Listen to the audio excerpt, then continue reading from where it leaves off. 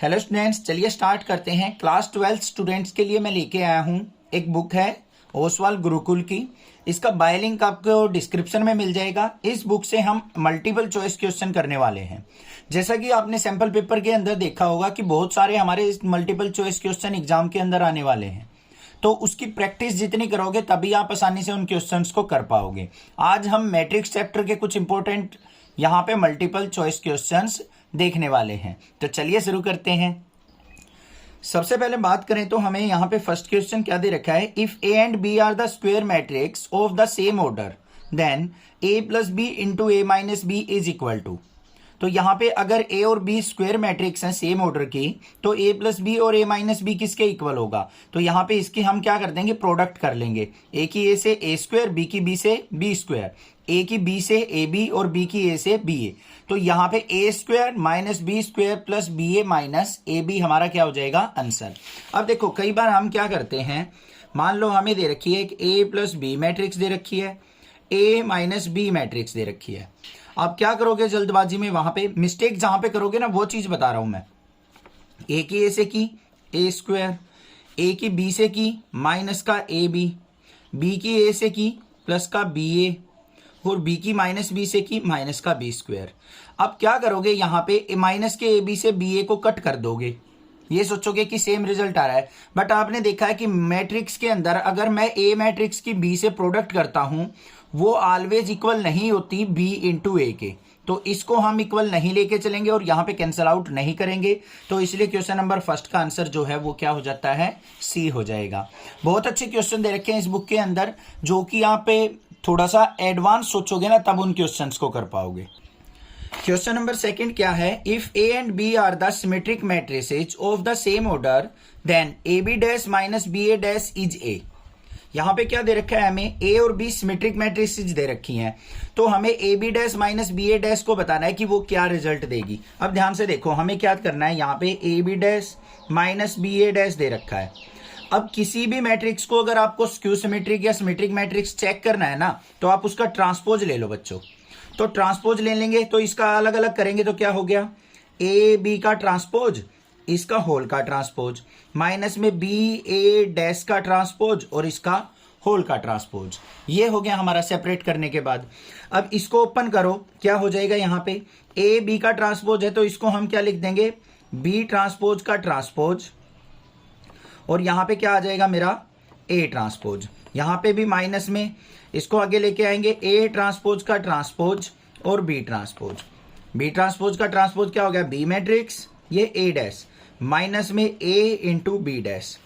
अब ये और ये देखो एक जैसी है, बट कब, अगर इसमें से नेगेटिव साइन को मैं बाहर ले लूं, माइनस बाहर ले लिया तो क्या बन गया, ए बी डैश माइनस में बी ए डैश। तो हमारी जो गिवन मैट्रिक्स थी जिसका हमने ट्रांसपोज लिया था वही आई है, बट नेगेटिव में आ गई। तो ये कौन सी मैट्रिक्स रिजल्ट देगी, स्क्यू सिमेट्रिक। अगर ये पॉजिटिव आ जाती सेम एज इट इज तो ये कौन सी मैट्रिक्स होती है, हमारी सिमेट्रिक मैट्रिक्स। तो यहां पे ए ऑप्शन क्या हो जाएगा, हमारा करेक्ट ऑप्शन।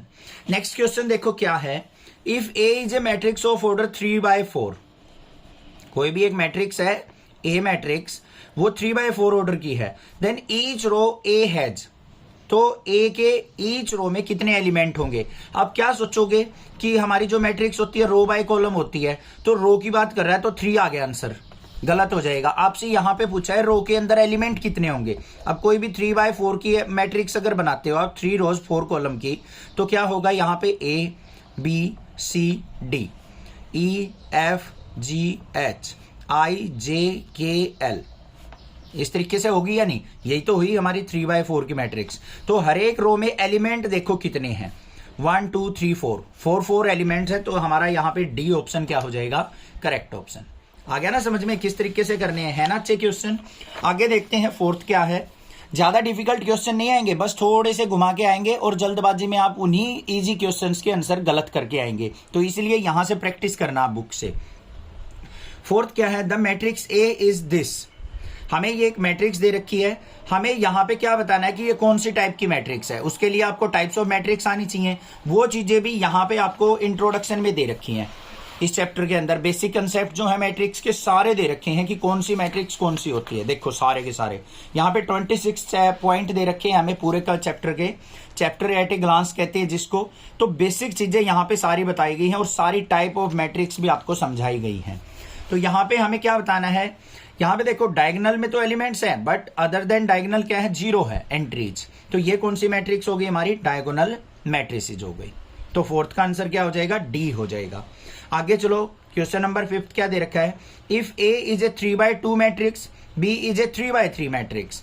देख लेते हैं भाई क्या है, ए जो मैट्रिक्स है वो किसकी ऑर्डर की है, 3/2 की, और बी जो मैट्रिक्स है हमारी वो किस ऑर्डर की है, 3/3 की, और सी जो मैट्रिक्स है वो क्या है, 2/3 की मैट्रिक्स है। Then the element in A B and C are respectively. तो एलिमेंट बताने हमें, करना क्या होता है, दोनों की प्रोडक्ट कर लो, 3 2 जा 6, 3 3 जा 9 और 3 2 जा 6। तो 6 9 6 आ गया क्या हमारा आंसर। बस आ गया क्वेश्चन, समझ में आ गया होगा, कोई दिक्कत नहीं होनी चाहिए। आगे चलते हैं क्वेश्चन नंबर 6 पे फोकस करते हैं। क्वेश्चन नंबर 6 के अंदर क्या दे रखा है हमें, if A matrix has 8 elements then which of the following will not be the possible order of the matrix. अगर किसी मैट्रिक्स के अंदर 8 एलिमेंट हैं तो इनमें से कौन सा उसका पॉसिबल ऑर्डर नहीं होगा। तो उसके लिए हमें क्या करना है, बस ऑर्डर देख लो, हमारी प्रोडक्ट जो है रो और कॉलम की 8 आनी चाहिए, वही पॉसिबल ऑर्डर होगा, नहीं तो नहीं होगा। 1 की 8 से मल्टीप्लाई 8, 4 2 जा 8, 2 4 जा 8, 4 4 जा 16। तो यहाँ पे 16 एलिमेंट हो रहे हैं, तो डी ऑप्शन क्या हो गया हमारा अनपॉसिबल, मतलब यहाँ पे 8 एलिमेंट पॉसिबल नहीं होंगे इस मैट्रिक्स के अंदर। ठीक है भाई, आगे चलो। Total number of possible matrices of order 3/3 with each entry 2 और 0। 2 और 0 हमें यहाँ पे क्या करनी है, एंट्रीज होनी चाहिए हमारी, और हमें ऑर्डर क्या है, 3/3 की मैट्रिक्स यहाँ पे बनानी है। तो कितनी हम यहाँ पे टोटल मैट्रिक्स बना सकते हैं। तो सबसे पहले हमें क्या देखना है, यहाँ पे टोटल हमारी मैट्रिक्स के अंदर कितने एलिमेंट होंगे, 3/3 के अंदर 3 3 जा 9 एलिमेंट होंगे बच्चों, होंगे या नहीं होंगे। और एंट्रीज क्या होनी चाहिए, 2 और 0, 2 ही एंट्री है हमारी यहाँ पे, 2 और 0। तो हमें क्या करना है, ये 2 एंट्री है तो 2 की पावर 9 कर दो, 2 की पावर 9 कितना होता है, 512। 3 एंट्री होती तो 3 की पावर 9 कर लेते, इस तरीके से कर लेते हम। समझ में आ गई बात। तो 512 क्या हो जाएंगी यहाँ पे, पॉसिबल ऑर्डर ऑफ ए यहाँ पे मैट्रिक्स बन सकती हैं। आगे देखते हैं, matrix P is this is not a. यहाँ पे क्या पूछा है कि ये मैट्रिक्स जो है कौन सी मैट्रिक्स नहीं है। अब देखो स्क्वायर मैट्रिक्स भी है क्योंकि 3/3 की है, डायगोनल मैट्रिक्स भी है क्योंकि डायगोनल में एलिमेंट है और बाकी 0 एलिमेंट है, 0 एंट्री है। यूनिट मैट्रिक्स के अंदर क्या होती है, एंट्रीज 1 1 होती है। तो यहाँ पे 1 एंट्री नहीं है, तो इसलिए हम यूनिट मैट्रिक्स इसको लिख देंगे कि ये यूनिट मैट्रिक्स नहीं है। तो सी आंसर क्या हो जाएगा यहाँ पे, बिल्कुल करेक्ट ऑप्शन हो जाएगा। आगे 9th क्वेश्चन भी देख लेते हैं क्या है, क्वेश्चन नंबर 9। क्वेश्चन नंबर 9 के अंदर हमें दे रखा है, विच of the given values of x and y makes the following pair of matrix equal. हमें बताना है कि कौन सी x और y वैल्यू के लिए ये दोनों मैट्रिक्स क्या हो जाएंगी, इक्वल हो जाएंगी। ये हमारी फर्स्ट एंट्री है, ये हमारी फर्स्ट एंट्री है, ये यहाँ पे देखो सेकंड एंट्री है। तो हमें क्या करना है, इक्वेट कर लेना है। 3x + 7 इज इक्वल टू क्या हो जाएगा, 0। और यहाँ पे y - 2 इक्वल टू क्या हो जाएगा, 5। तो यहाँ पे देखो हमारे पास क्या आ गया, 3x इक्वल टू -7। तो x इज इक्वल टू क्या आ गया, -7/3। और यहाँ पे y इज इक्वल टू क्या आ जाएगा, 5 + 2 मतलब y इज इक्वल टू 7। तो y की वैल्यू 7, x की वैल्यू -7/3। तो ऑप्शन देख लेंगे हमारा कौन सा है, यहाँ पे नॉट पॉसिबल टू फाइंड दे रहा है, तो इसका मतलब ये ऑप्शन भी दे रहा है ना भाई, यहाँ पे नॉट पॉसिबल टू फाइंड। तो आपको क्या करना पड़ेगा, खाली इन एंट्रीज से आपको सेटिस्फाई नहीं होना है। ठीक है बच्चों, आपको क्या करना पड़ेगा, और भी एक बार वैल्यू निकालनी पड़ेगी। यहाँ पे देखो y + 1 इज इक्वल टू 8 दे रहा है, तो y इज इक्वल टू क्या हो जाएगा, 8 - 1 मतलब 7 आ गया। y की वैल्यू यहाँ भी 7 आ रही है। इसको और चेक कर लेते, 2 - 3x इज इक्वल टू 4। तो इसको इस तरफ लिया है, 2 - 4 इज इक्वल टू 3x। तो यहाँ पे 2 - 4 क्या आ गया, -2 इज इक्वल टू 3x। तो x की वैल्यू यहाँ पे बच्चों क्या आई, -2/3। तो एक चीज ध्यान से देखो, यहाँ पे x की वैल्यू -7/3 आई थी, यहाँ पे x की वैल्यू -2/3 आई है।